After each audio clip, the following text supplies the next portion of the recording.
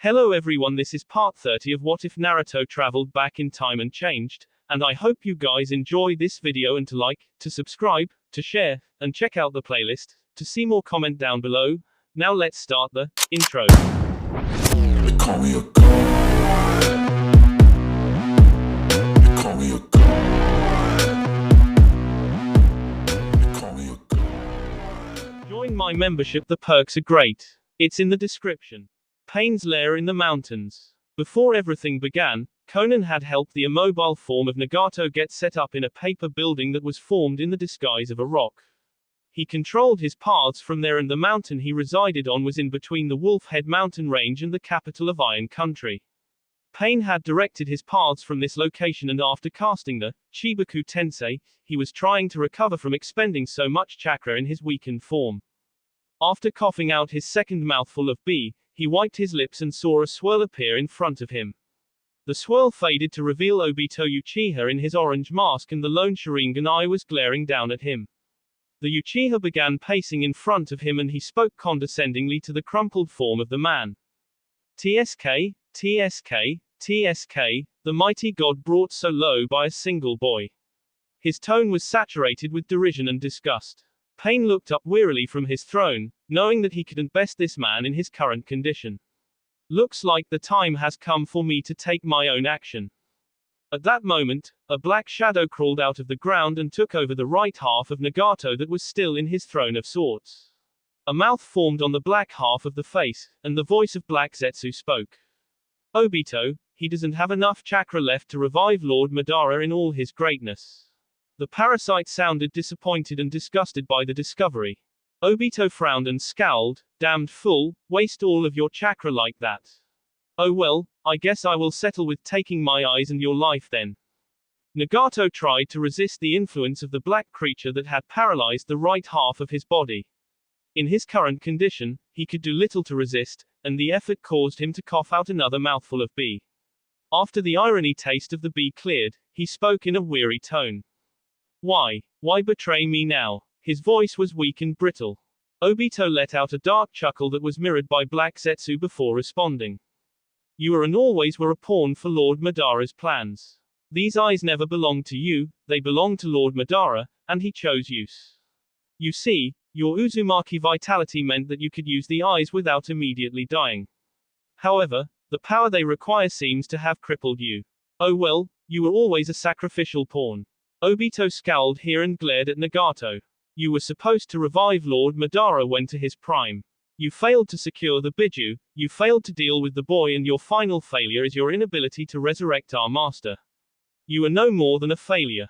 Before Nagato could respond, he cried out in pain as Obito's fingers glowed green and removed his right eye. Obito casually placed it in a jar filled with a light green liquid before he rose his hand to remove the other Rinnegan. His fingers were in Nagato's left eye socket as he was forced to turn himself intangible. An orange blur crashed through his form, and the Rasengan in Naruto's hand shredded the paper walls of the impromptu shelter. Cold wind blew snow into the room as a standoff ensued. Naruto, in his golden Kurama Sage mode, glared with golden slitted orbs at Obito and saw that his hand held Nagato's second Rinnegan. Zetsu, to me, Obito said urgently. We have what we came for. Naruto saw the black half of Nagato shiver as he glared at it before he growled, You think I will just let you go? I know that you will need to be tangible to retrieve your little parasite there. Black Zetsu spoke up, You will let me go or I will kill this man, the man you call a cousin. Naruto growled and hung his head so that his golden hair shadowed his eyes.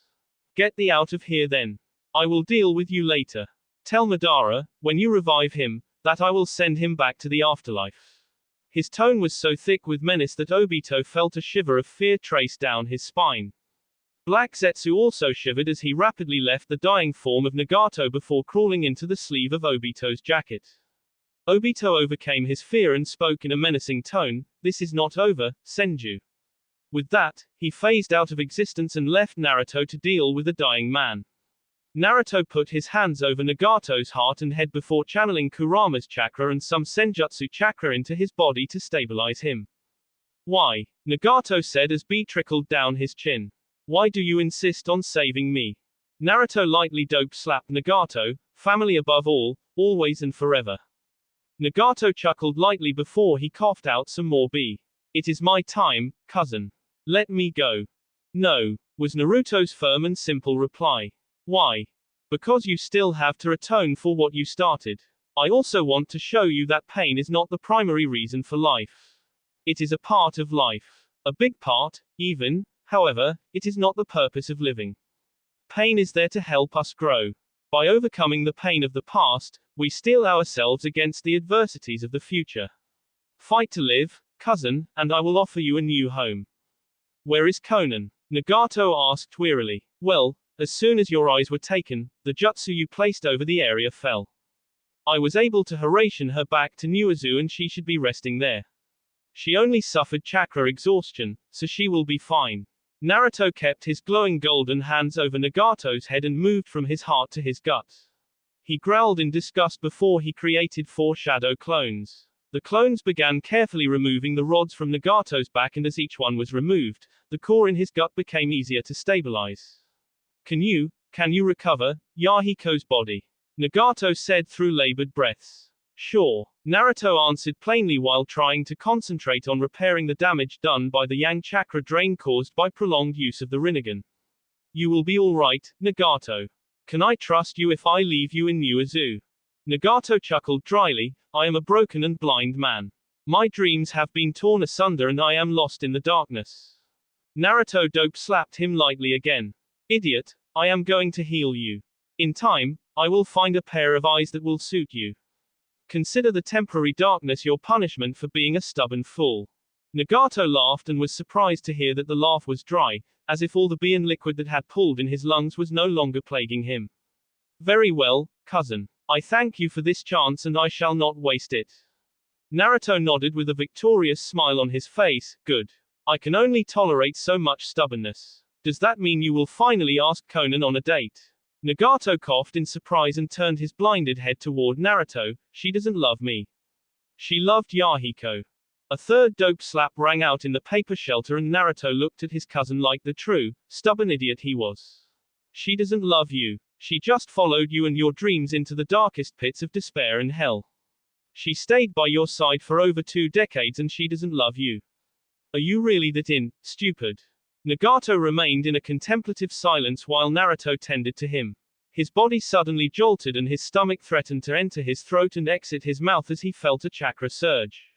He then heard the sweet lull of the ocean and smelled fresh and warm ocean air. Naruto placed him in a bed and put a sleep seal over his forehead. Welcome to Nuazu, cousin. Sleep and rest, Naruto said before flashing back to Iron Country. Battle for the Port, Part 3. After the second wave of Zetsu crashed into the defensive formation, problems arose in the western flank. A Zetsu had imitated a Kumo shinobi that had fallen during a charge and the ranks had temporarily sagged as they dealt with the intruder. This momentary distraction caused the lines to be breached and chaos reigned on the western flank. This caused Itachi to send reinforcements from the center, which caused the center to start sagging. Fall back. Itachi bellowed and the allied forces fell back to the first barrier that Naruto had erected. It was a messy retreat, and the allied forces suffered their first casualties of the fight. The retreat took a total of 5 minutes and only 120 of the 168 shinobi present managed to make it back into the safety of the barrier. Naruto's clone groaned in concentration as the barrier began absorbing attacks. That was when the battlefield froze once more as the image of a giant gorilla with Sharingan-covered eyes appeared amidst the ranks of the Iwa and Am forces. Then it was joined by a giant 3-tailed turtle and a 6-tailed slug. Naruto screamed out to be Yugito, Temari and Gaara. 4-corner crimson flame formation. He shouted since he knew that a Jinchuriki-powered barrier was the only way the barrier would hold against the Bijudama that were forming at the mouth of each beast. Yugito, Temari and Gaara all spread out around the fallback point and quickly weaved through the hand seals to erect the crimson barrier. The barrier was still rising as the Bijudama shattered Naruto's clone barrier. The barrier held just long enough for the crimson barrier to rise and cover the allied forces. The massive explosion deafened all present and the crimson flame formation rippled as it held up against the mighty blasts from 3 Biju. Maintain the barrier. The clone shouted as its sage mode faded. It had expended far too much chakra for a simple wood clone, and it was on its last legs. The Allied forces scrambled in the barrier to regain their footing and tend to the wounded. Of the 120 shinobi inside the barrier, there were over 50 wounded, which included Samui, who had a gash in her side. Ino was suffering from chakra exhaustion, which was a common condition among the Allied forces. Temari was sweating as she worked with Kokuo to protect the remaining forces. Gaara was synced with Shukaku, and a bright brown chakra cloak was emanating from him, but both Man and Biju were getting tired from the repeated S-rank jutsus. Killer Bee was in the best condition since he was far more used to integrating Gyuki's yokai with his own chakra. Hey, yo, no problems here, bro. Gyuki got us covered, I don't need to be mothered. Bee said to I, who had come to check on him. Yugito was panting and sweating profusely as she held up her corner of the barrier. Through her pants, she yelled at Bee. Damn it, Bee, cease that incessant rap. I chuckled and shook his head, I would listen to the kitty, brother. Once this is over, she will make you pay. I ain't scared, big bro. I can take the kitty foe, show. Rappin' is a way of life, it is even more important in this strife. Bee answered his brother, which earned a groan from the tired Yugito. As the Kumo group tried to recover, Tsunade was tending to the wounded. She was disappointed that Ino was so reckless with her chakra. She had told Ino that her primary objective was to provide medical care. That being said, Tsunade was concerned about the current state of things. If her watch was to be believed, then they still had 20 to 30 minutes before their own forces arrived. That was a big ask for their Jinchuriki to maintain this barrier against 3 released Biju. After a second volley of Bijudama, Tsunade's concerns grew. She idly played with the necklace that Kurama gave her, and she felt the chakra boost he gave her helping her to heal.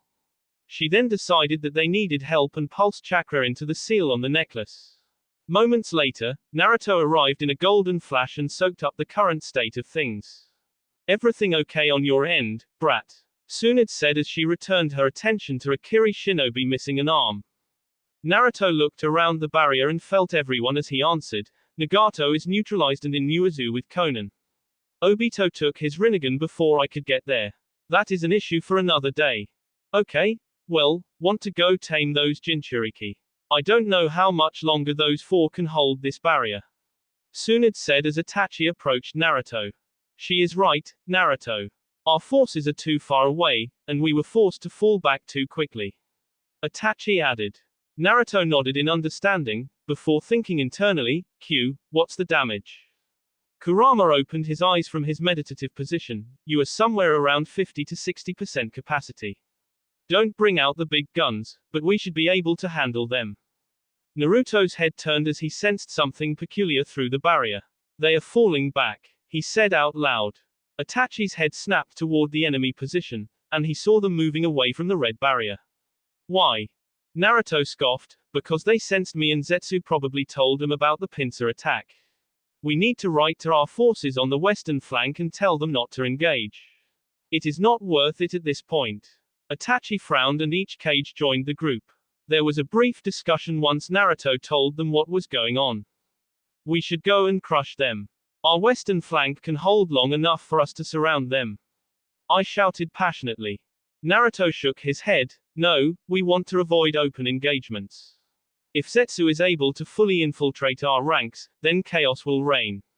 There are still thousands of Zetsu and a couple thousand Iwa and Am shinobi. So, we just let them get away. Raza said sounding disappointed.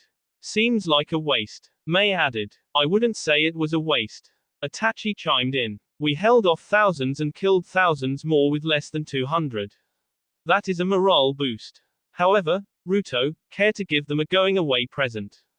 Naruto smirked, I was thinking the same thing. I don't have too much left in the tank, but I have enough to scare the fight out of them. Do it, Itachi said firmly. Give them hell for me, brat. Can you do that giant statue thing? I asked. No, the fight with pain took a lot out of me. I will have to avoid that level of jutsu. Naruto answered. They are 2 miles out now. Drop the barrier, I want to rest and gather my chakra. I will give them a going-away present once they are out of Iron Country. Itachi groaned, what are we going to do about Iron Country? This battle was far too destructive for them to easily forgive us. You obliterated the national monument, Naruto. Naruto shrugged as he sank into a lotus position and calmed his chakra. Blame pain for that one. Sure, I reduced the mountains to rubble, but it was pain that truly obliterated them. I think that is beside the point, Naruto. Mei said through a girly giggle. What are you going to do, Naruto? Tsunade asked as she felt the amount of natural energy he was gathering. Naruto's eyes opened and he formed into the synchronized mode with Kurama and Chomei.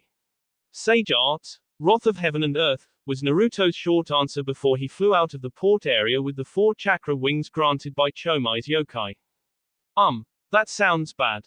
Raza said. It sounds destructive. Gaara added. It sounds like a lot of paperwork. Itachi groaned. It sounds badass, I said in a longing way, as if he wanted to see the jutsu firsthand. What a man. Mei moaned as she clutched a hand over her heart. Kitsuki was beyond enraged. They had the cage of each village on the ropes and Madara showed up and ordered a retreat. Am was disheartened when he announced that the QB brat killed their so-called god. Then, the golden form of the QB brat appeared in the barrier and everyone was eager to retreat. They left thousands of fallen warriors and they were forced to endure the humility of a retreat. Sure, he understood that they were about to be surrounded, but it would have been worth it to destroy the cage. Father, we will have another shot at them. Kuretsuki said while placing a calming hand on her father's shoulder. A swirl appeared and Obito, still Madara to these fools, appeared running next to him. Your daughter is right. There is another day. I secured the Rinnegan, and I will bring back Madara Uchiha to fight on our side. With Madara on our side, we will secure victory and destroy the Senju brat. Kuretsuki stumbled mid-step and gawked at Obito. I thought you were Madara. Obito chuckled darkly. I am Madara's agent in this world. I carry out his plan for world peace. Who I am is not important. Kitsuki growled, but his attention was grabbed by a massive chakra flare coming from the sky. He looked up to see a golden-orange comet heading for his formation. Take cover, he shouted at the top of his lungs before erecting his strongest barrier. Obito looked up and said, "Oh," before he phased into his pocket dimension with Kitsuki and Kuretsuki, which earned a violent protest from Kitsuki over leaving his men. Naruto flew over the enemy formation and gathered as much yokai and senjutsu chakra as he could. He finished his hand signs and saturated his body with as much of the combined chakra as he could. Once he was finished, he dropped from low orbit with as much speed and power as he could. His chakra wings flapped as fast as they could until Naruto reached terminal velocity. Every cell of his being was hardened and reinforced with yokai and senjutsu chakra to protect him from the recoil of this attack. As Naruto descended, his senjutsu chakra gathered the wind and air as he passed. A godly dragon appeared behind him and it glowed golden through the power of his chakra cloak. As he was a mere 100 feet from the ground, he saw all of the minor protections that the shinobi erected, and he offered a sincere apology to Kami for all of the paperwork he was about to send her way. A millisecond later, Naruto's golden form impacted against the rigid earth, and he brought divine wrath down upon the world. The ground shattered in his wake as his momentum carried him down over 300 feet into the earth. A massive wave of earth erupted and chased the earthquake that was easily a 10 on the Richter scale. The wave of earth rose hundreds of feet into the air and spread from his impact zone like a wrathful tsunami of earth and terror. Naruto flashed to the Horatian beacon in the port before the Sky Dragon impacted. A moment later, the Sky Dragon impacted a zone that covered nearly half a square mile and the two explosions collided with each other and pushed a blast wave out in a terrifying crash of nearly divine power. Back at the port, the Allied forces watched their hero take to the skies and they traced his trajectory upwards. They watched him fall like a comet nearly 10 miles away and their jaws dropped at the size of the winged dragon that followed in his wake and acted as the tail of his comet. They all shielded their eyes as a brilliant flash erupted after moments of impact and in less than 20 seconds they struggled to remain standing as the earth shook violently. That, however, was nothing compared to the blast wave that flattened trees in a planar wave of snow and ice that hit him a minute later. The whole Allied force had one thought ring through their minds at the same time: thank Kami he is on our side. The reinforcements were close to the port, and they had all frozen from the earthquake and subsequent wind blast. They looked toward the event horizon in a mixture of awe and terror as they were filled with the fear of Kami. It took them 5 minutes to shake off the shock before they were able to resume their march to the port. Once the dust cleared, a bird's eye view would show that there was a terrifyingly massive crater that was 2 miles wide. Around the crater were chunks of earth and stone the size of small hills that had been tossed about haphazardly. The trees were flattened to the ground away from the blast zone for miles, and there were scant signs of life within the crater. Bodies of Iwa and Am were scattered around the outside of the blast zone, and some men ran around like ants to gather their fallen. The fear of Kami coursed through their veins, and all they wanted was to return to their homes and forget this fruitless quest. Roshi, the Jinchuriki of Son Goku, cleared the ringing from his ears and pushed off the rubble that had covered him. His eyes widened and he was nearly freed from the effects of Obito's Sharingan before said man appeared beside him. The Jinchuriki listened to the orders of his master and gathered the surviving men while traversing through the uneven landscape of the crater. The total survivors were now less than 1,000, and only despair filled their thoughts and minds on this day. Moments later, Naruto appeared in front of Kami's office desk, and Naruto smiled as he saw his mother and father working on paperwork. The goddess of creation had a pouty frown on her face as she looked down on Naruto. The goddess continued doing paperwork without looking at it while her golden orbs peered into the depths of Naruto's soul. Do you know what you have done, Ruto? Kami's tone definitely carried a pout, which sounded exotic and sweet to Naruto's ears. Naruto sighed and bowed lowly to Kami. I am sorry, milady. Kushina scoffed. I am sorry for sending over 4,000 souls to the pure world in one day. Minato chuckled sheepishly as he worked on the paperwork at a fervent pace. Well, he blew away my old record. Kushina and Kami glared at a now sheepish Minato who poured all of his attention into the papers in front of him. Kami coughed and looked down on the bowed Naruto.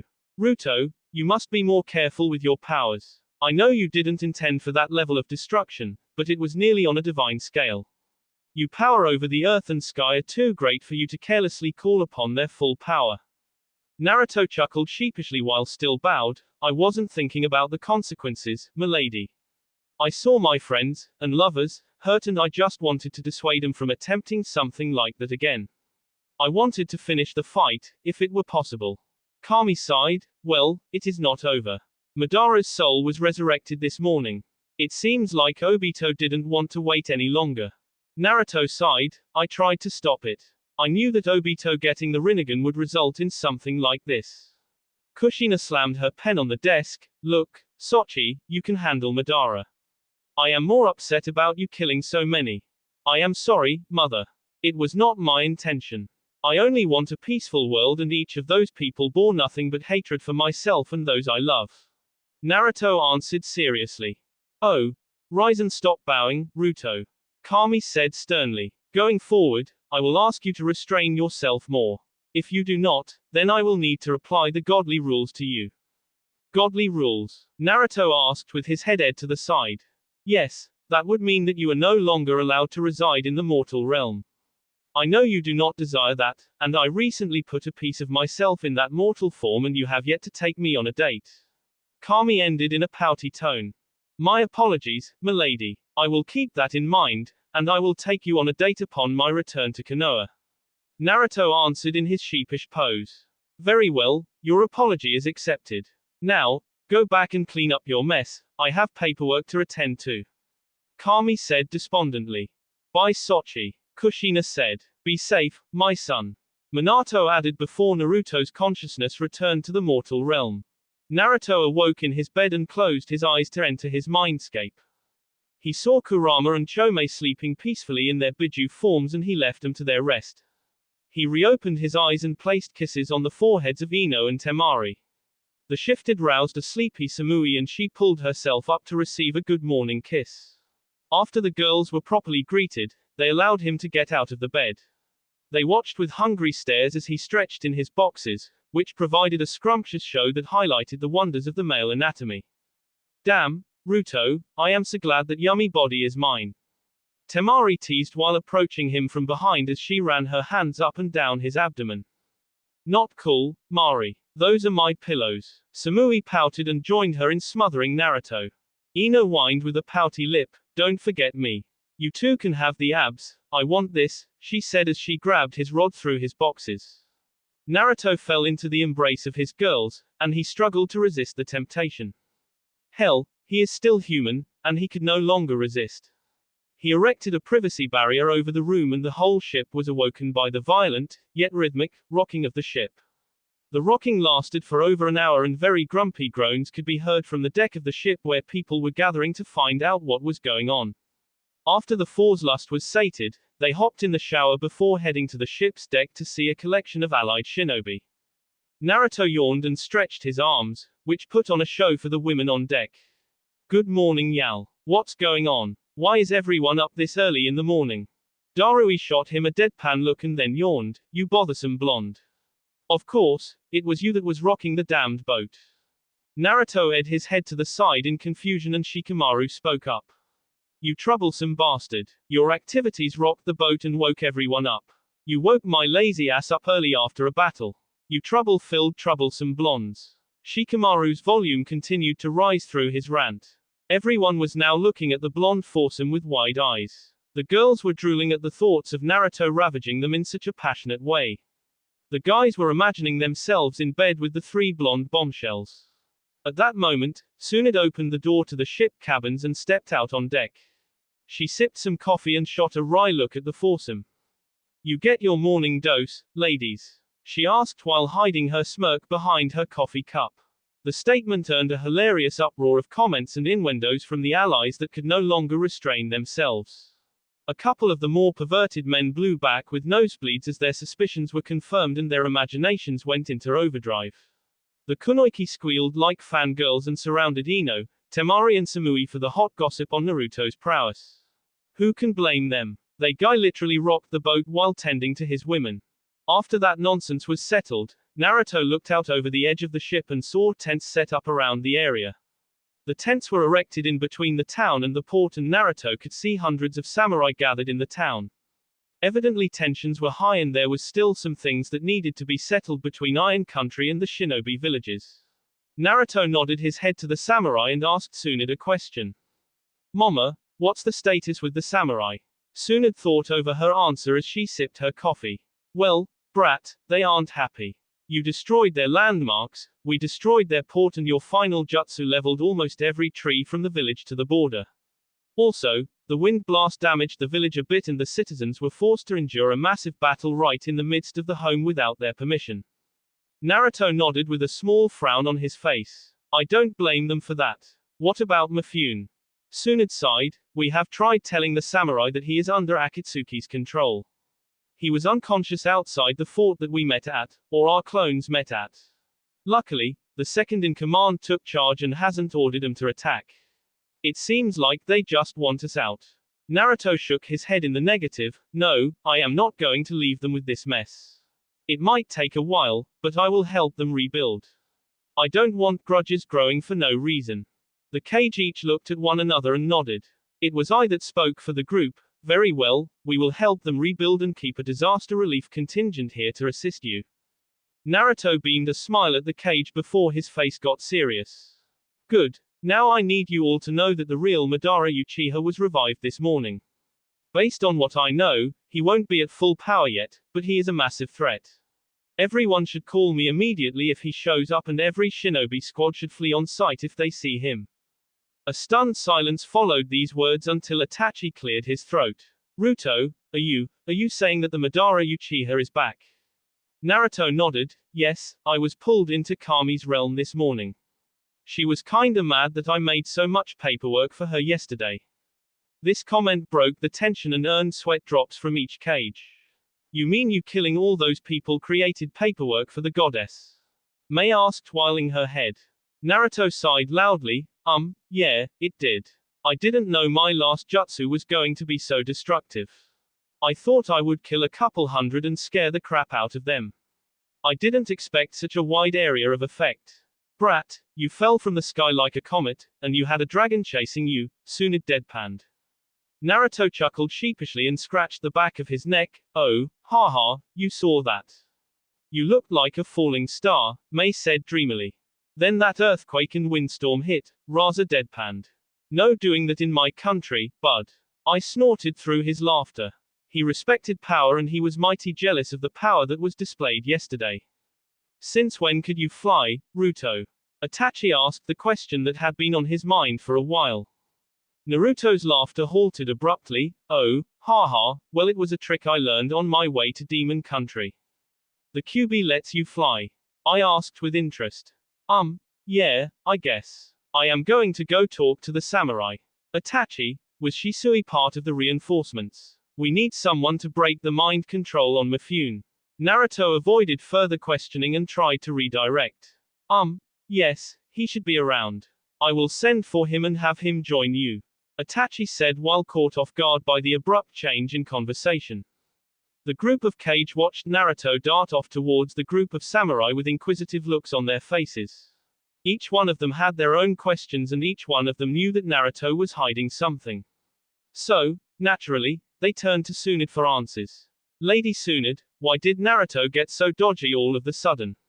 Mei asked while tapping a finger to her lower lip. It was unlike that brat to act so, well, dodgy, thanks for the word, Lady Mizukage. I added while frowning at the disappearing visage of Naruto. Itachi sighed, he is clearly hiding something from us. Care to share, Lady Tsunade? Tsunade averted her eyes and cursed under her breath. Look, the kid has a lot of secrets. When it is time for you to know, you will know. Ai's mind caught up to a couple of the facts that hadn't aligned yet and his eyes widened. He turned towards Tsunade with a look on his face that demanded a serious answer. It has something to do with the missing Biju, doesn't it?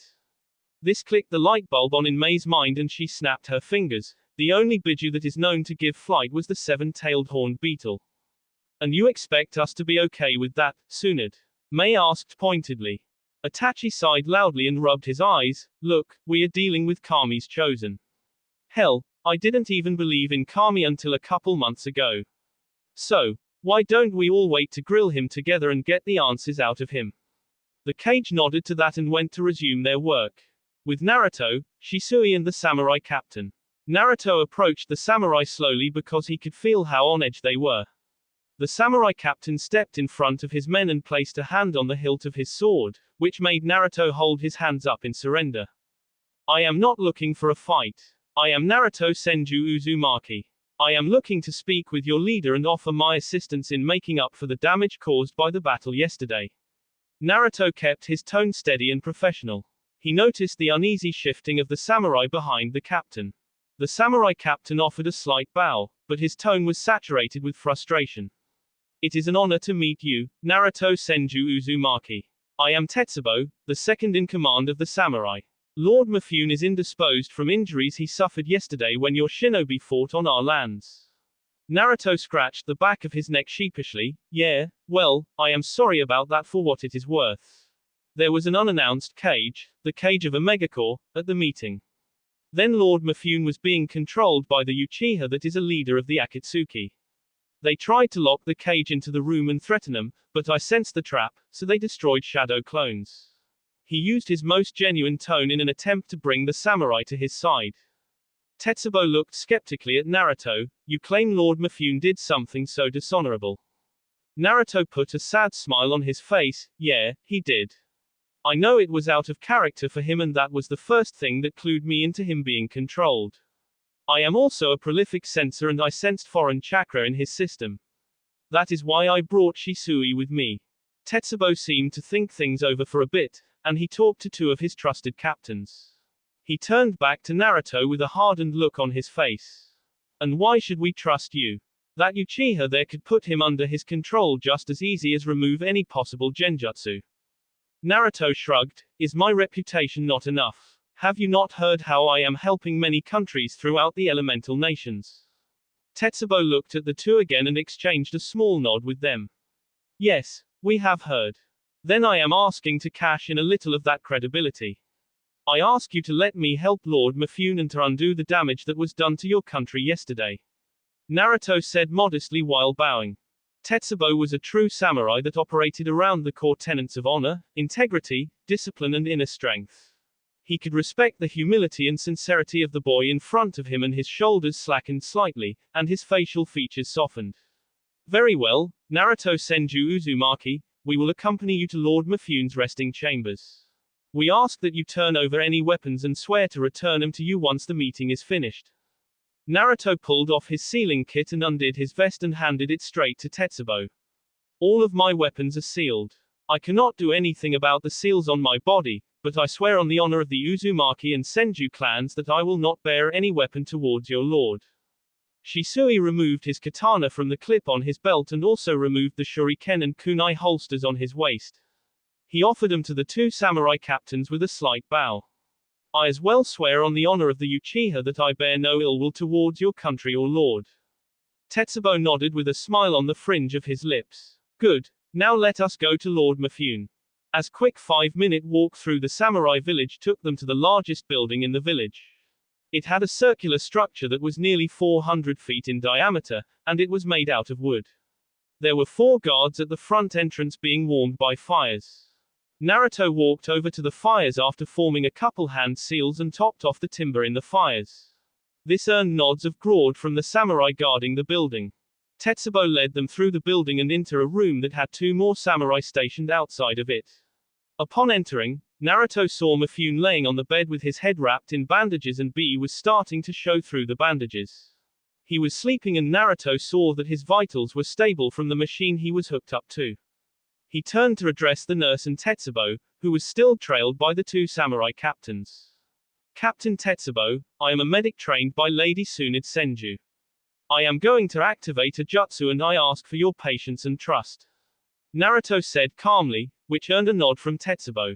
Naruto closed his eyes and clapped his hands in a prayer motion before he flared into his golden sage mode. His coils burned and protested the increased flux of chakra from yesterday's damage, but he was still able to hold the form and calm the chakra. The samurai's eyes widened at the display of power, but the serene feeling of the chakra stayed their hands. It was unlike anything they had ever seen, and it took all of the discipline and professionalism to keep their jaws from hitting the floor. Naruto activated a healing jutsu and started at Mifune's head. While there, he inserted his senjutsu chakra to fight against the control of the genjutsu and heal the wounds to the head. The wounds healed rapidly, but even his senjutsu chakra couldn't dispel the effects of the Koto Amatsukami.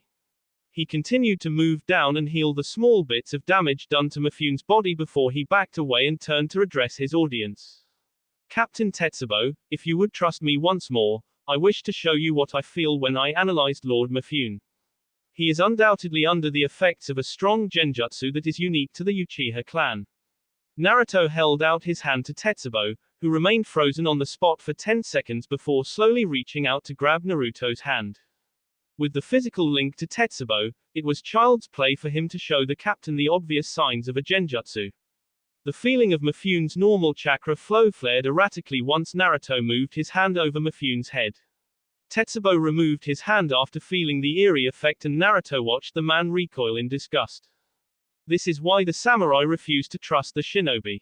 They perform such dishonorable acts and act as if the people of the world are merely collateral damage. Tetsubo's disgust rapidly transitioned into a justified rage. Naruto calmly held his hands up and radiated a positive energy with his chakra. He allowed Tetsubo to feel his earnest desire to help before speaking calmly. Captain, I understand where you are coming from. That is why I have worked so hard to make the world a better place. Tetsubo fought against the calming effects of the senjutsu chakra, says the man that killed over 1,000 single-handedly yesterday. Tetsubo's tone was derisive. Naruto dipped his head. All evil needs to prosper is for good men to do nothing. Those men and women that I killed yesterday, I carry the weight of their souls with me. They chose to follow men that would lead this world to ruin. I fight every day to preserve it and to guide it into a new age. I understand your feelings, Captain Tetsubo. I simply ask for the opportunity to make amends. Tetsubo couldn't doubt his words. Even Shisui was moved by the feel of the senjutsu chakra and the sincerity in his tone. Very well, Lord Senju, what do we need to do? Naruto nodded to Shisui, who cleared his throat and spoke up. My Sharingan has a similar genjutsu ability to the one that was used on Lord Mifune. I will be able to erase the effects of the current genjutsu, but I will need him awake first. Tetsubo nodded slowly. Very well. I will allow that once Lord Mifune awakes. Naruto placed a hand on Mifune's foot and sent a jolt of lightning chakra from the pad of his foot and up his leg. With a jolt and a groan, Mifune awoke in his bed. As he opened his eyes, he was greeted by Shisui's Mangekyo Sharingan. Everyone heard Shisui whisper, Koto Amatsukami, and saw a Sharingan pinwheel appear on the retina of Mifune before it shattered into chakra shards. Mifune shook his head in confusion and took a couple minutes to reorient himself. Tetsubo, what happened? Mifune said shakily. What is the last thing you remember, my lord? Tetsubo asked. I was meeting with the Iwa Cage, and I agreed to host a cage summit to negotiate the prevention of a war. Mifune said with a hand covering his face while he still slowly shook off the confusion. My lord, that meeting happened 3 weeks ago. Lord Senju informed me that you were under the effects of some Sharingan genjutsu and I allowed Shisui Uchiha to undo the effects. Tetsubo said formally. Mifune's head turned to Shisui as flickers of memories passed through his mind. He dipped his head to Shisui, thank you for your assistance in this matter. Now, tell me, I am seeing images of a battle. What did I miss? Naruto started chuckling while in his sheepish pose. Well, Lord Mifune, there was a great battle that took place yesterday.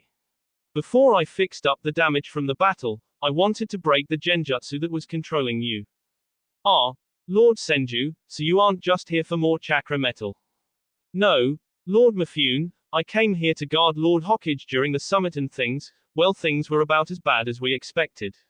Naruto answered while still scratching the back of his neck. Mifune edged his head slightly, you expected a battle. Naruto bowed in apology, I apologize, Lord Mifune.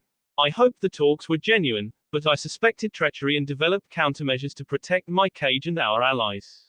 I transported 150 shinobi via reverse summoning, and we fought against 5,000 shinobi of Am and Iwa as well as a couple thousand clones of a plant creature.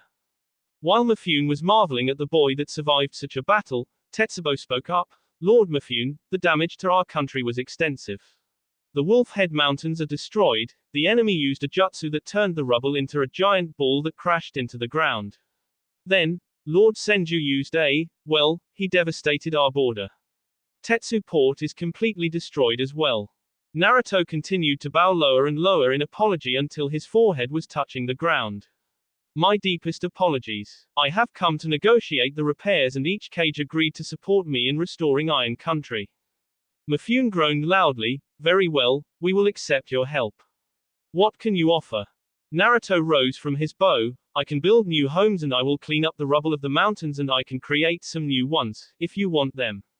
I can also grow forests or gardens or whatever you want for food. I will completely rebuild your port, I would just request some plans. We will also bring food, metal and other rebuilding supplies as needed. Mifune looked incredulous at Naruto's statement, you can do all of that. Naruto nodded, quite easily. I was also thinking that I will build you a teleportation tower as an apology for turning your lands into a battleground. Teleportation tower? Mifune asked with his head to the side. Imagine my father's Hiraishin except usable by civilians. I have created towers in Konoha, Suna, Kiri, Kumo and each capital. It is my goal to build a tower in each village to link the world, but we are keeping them secret until I have time to make them offers. I ask for your discretion on this. Naruto explained calmly. So, my traders could travel instantly to any of those locations? Mifune asked through his stunned mind. Yes, there are rules and regulations that we are developing, but I can go over those with you in time. Mifune rose from the bed and got to his feet shakily before bowing. I humbly request your assistance in rebuilding and we will provide any materials needed for the tower.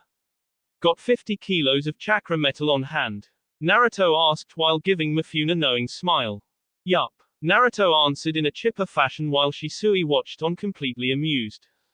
That will take time to gather, but we will approve the project. He turned to Tetsubo, now, for rebuilding, what needs attention first? The housing, my lord. The earthquake and windstorm broke quite a few houses. Tetsubo answered. Naruto chuckled sheepishly again, I didn't know the jutsu I used would be that strong. Take this as an opportunity to get some improved housing for free. Give me a blueprint and I can erect the building in under a minute. You will have to handle any electrical and plumbing though. That is quite generous, Naruto. Please inform the cage that they are forgiven for the damage caused and we will accept any help they can provide. You may also count us as allies against this Akatsuki organization. Mifune said formally. Naruto beamed a gigawatt smile at Mifune, thanks, Mifune. I will do that, and we will get you back on your feet shortly. Inquisition of the Cage. Naruto's walk back to the port with Shisui was enjoyable, but the positive atmosphere froze quicker than the icy winds of Iron Country when Kakashi was waiting for him at the entrance to the ship. The ship had turned into a joint command center of sorts, and the look on Kakashi's face set Naruto on edge. Kakashi led Naruto into the captain's quarters that had been readjusted to an open discussion with a circle of chairs. Naruto took his seat and decided to grow a table in the middle of the cage. He was thinking that he probably wanted something to stop Ai from lunging at him. Naruto put on a fake smile and looked around before asking, "So, to what do I owe the pleasure of your summons?" "Cut the shit, Naruto," I said forcefully. "The only reason I am not beating the answers out of you is because I trust you. So, spill. And you don't want Samui beating your ass," Tsunade said through a clearly fake cough. "And he can, cough, cough, take you, cough." May added through mixture of giggles and a fake cough. AI grew a tick mark over his left temple and slammed his fist on the table. "The brat can take each of you as well. Look, Naruto, come clean on the biju. That is the only topic that makes you dodgy." Itachi nodded. "Indeed, I think it is time to come clean." Naruto weaved through hand signs and placed his most powerful privacy barrier on the room before his eyes turned icy and hard. His jubilant face grew sharper edges and tone cast out all trace of his youthful exuberance. "This does not leave this room." Each cage nodded their heads and Naruto took a deep breath. After defeating Kokuo, I was able to feel his presence in the nature energy around Konoha's stadium.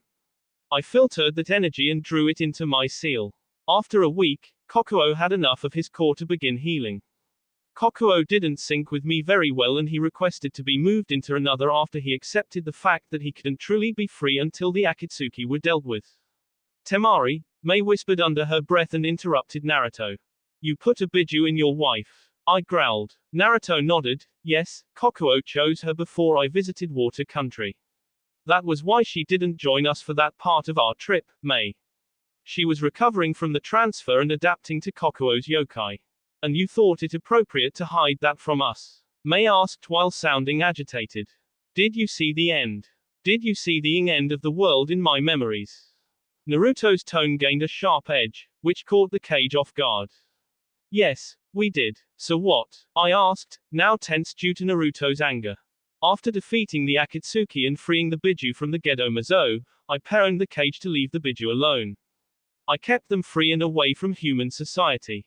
Konoha, Iwa and Kumo turned against me because of that and prolonged the war that led to the end of the world.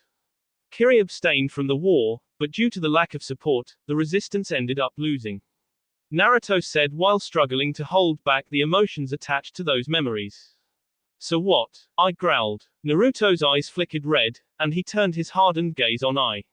"So, I am offering those biju that I managed to save the same safety. They are under my protection." Itachi held up his hands. "Okay, you two, let's take a step back and calm down. So, you want the Nibi and Hachibi as well?" I growled. Naruto's red eyes flickered back to blue.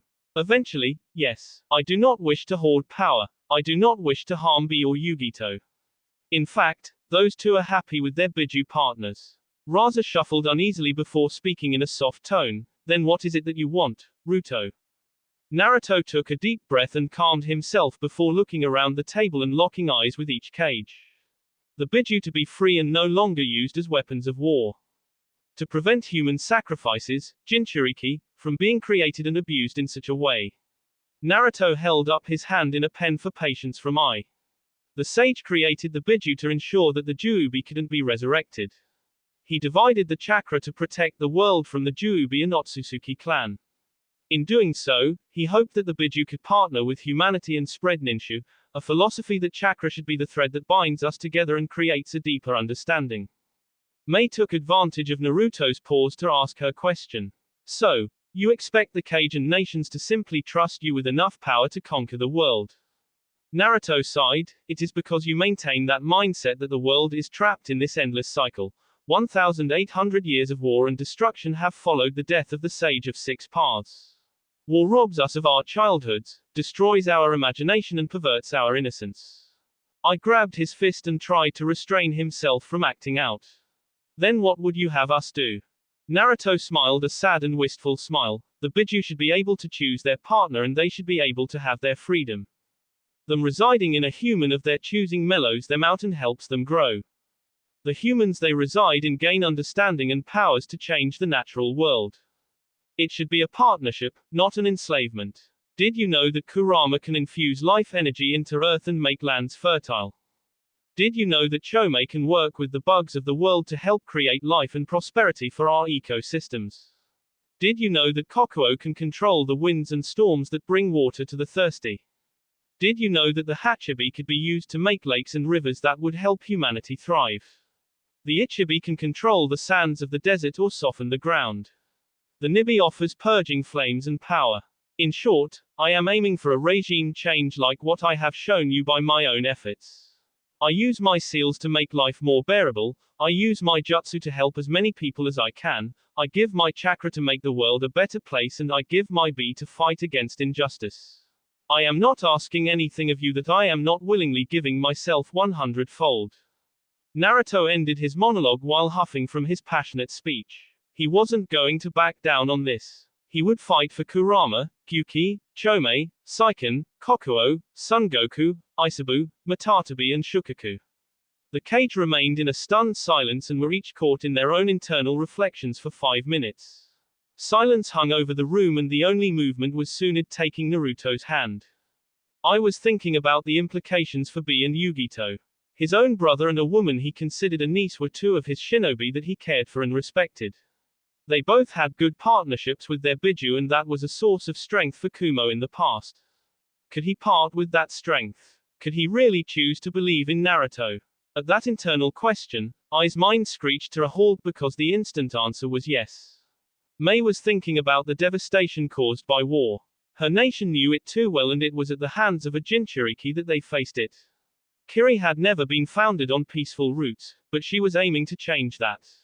She trusted Naruto, she knew that. So, why was she so mad?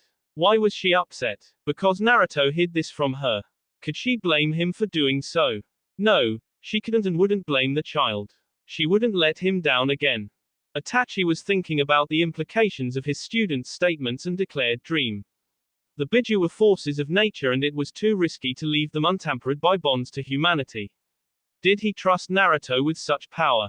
Yes, he thought, but then what? Would he commit Konoha to fighting for Naruto's dream? Would a fight be necessary? It was all too much for his young mind to wrap itself around. Raza was at peace since he had years of first-hand experience of Naruto's profound impact on the world. Naruto had helped him save his nation and he almost single-handedly rescued Suna from the desert. He had no doubt that the boy would do the same for the world, but the only thought that gave Raza reservations was what would happen once he is gone. What would happen to the Biju after his death? Tsunade cleared her throat and broke each cage from their respective musings. She puffed out her chest and put on a proud face. The Biju are creatures of intelligence, pride and majestic power. Since the age of my grandfather, we have imprisoned them against their will. After we started doing that, we have each seen the scars left by their rampages. Now, let's flip the script and you imagine that you were locked away in someone you didn't know, you didn't choose and you were locked in a cage. To make matters worse, your warden took from you every day. What would you do if you managed to see the light of day? What would you do for your freedom? How would your enslavement make you feel towards your captors? Ai's head hung low because his village had suffered the most at the hands of the Biju. Of course, it was his village that had abused the Biju the most in the past. I couldn't begin to sort out the mess that was in his mind, so he asked the question once more. So, what would you have us do? Naruto had used the silence to calm down and he could feel Chome and Kurama watching attentively within the seal. We do what I have done with each of you.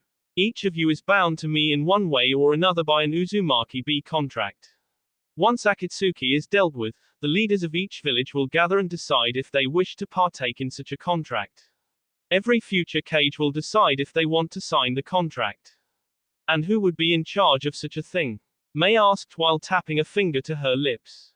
I offer the Uzumaki clan. I offer myself and I will place the strictest restrictions on myself. I accepted Kami's mission to lead this world into a new cycle. I have relationships with 6 of the 9 Biju and I earned the trust of the other 3 in the past. I believe in them, and I believe in peace. Not peace brought by domination or fear, but peace through prosperity. Naruto answered. Another silence followed this because each cage knew that he was the only viable option. What do you envision the Biju's role in the world to be? Raza asked. Naruto created 2 wood clones for Chome and Kurama. The 2 stood proudly behind each shoulder. We let the Biju choose their partner. The Biju will be allowed freedom from their seals, but they will be partnered to a human of their choice. Both sides of the partnership will consent, and they will work together to make the world a better place. The Biju can take missions that suit their respective talents. We work together to make the world a better place. We can iron out the details later. So, we trust it all to a contract and the Uzumaki clan? I asked incredulously. Naruto shrugged. My clan is bound to Kami and her contracts are absolute. If my own child violated the contract, I would carry out the sentence just as willingly as if it were a perfect stranger. Naruto is right. The Biju cannot even resist the contract's effects. Just think, the Shinigami, a god far less powerful than Kami, was able to split my soul and seal me into immortal.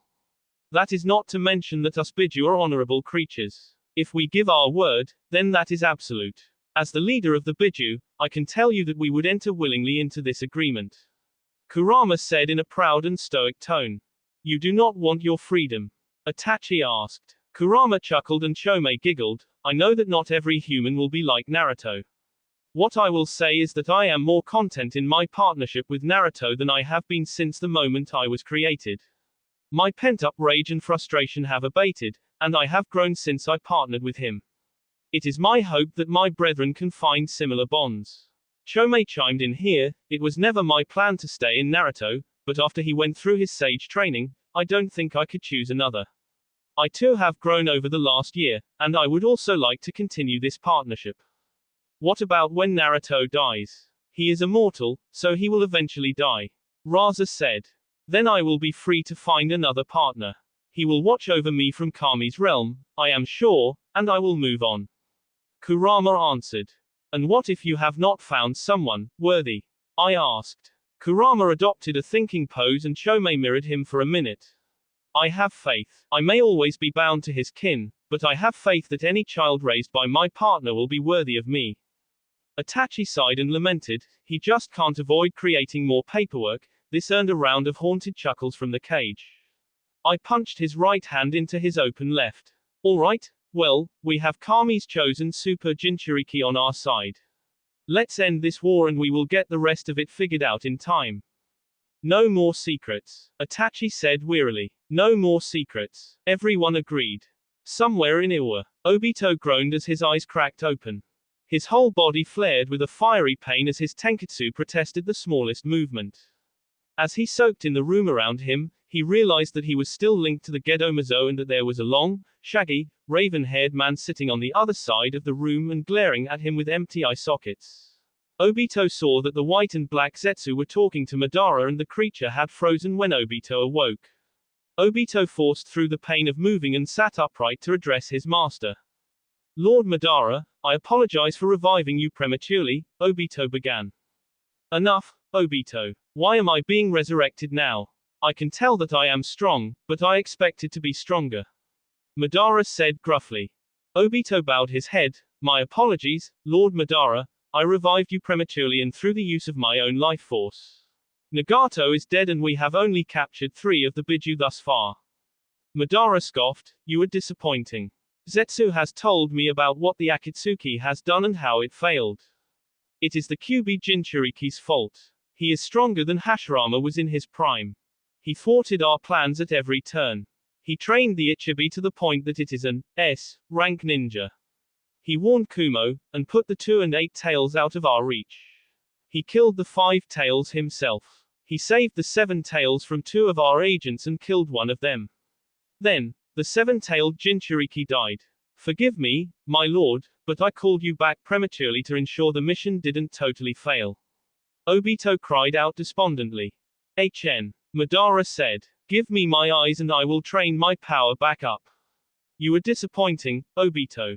Make sure you do not fail me again. That will be all for this video. Be sure to like, subscribe, share, and comment down below for more videos. Goodbye.